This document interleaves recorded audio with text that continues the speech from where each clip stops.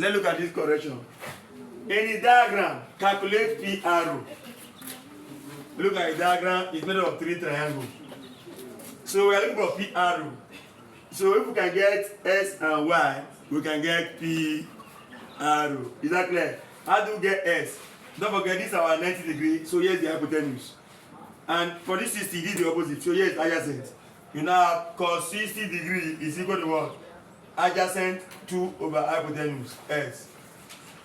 So that S will be equal to 2 divide cos 60. What is cos 60? And 2 divide 1 over 2, which is 2 times 2 over 1, which will give 4. That is 4 centimeters. So if here is 4, here will be 4. Now these two mark mean that these two angles, they are equal. Isosceles triangle.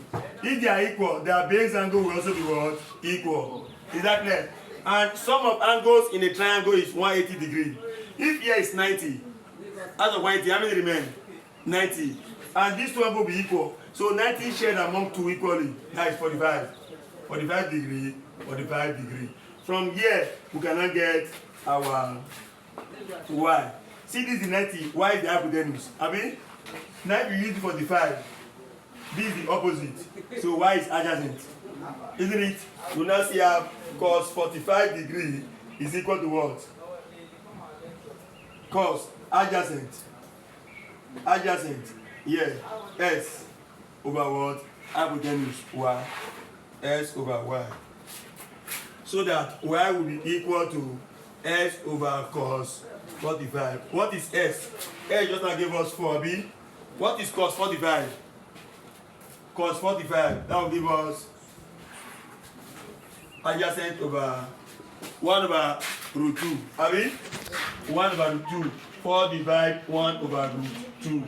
That will give us 4 times root 2 over 1, which will give you 4 root 2 centimeters. That is our y. So how do we now get P arrow? Look at this one. Opposite is P arrow. Opposite over this place the hypotenuse. That is sine. We can say that sine 30 degree is equal to opposite P arrow all over y hypotenuse. And what is that? Y 4 root 2. So that P arrow will be equal to 4 root 2 times sine 30 degree. What is sine 30 degree?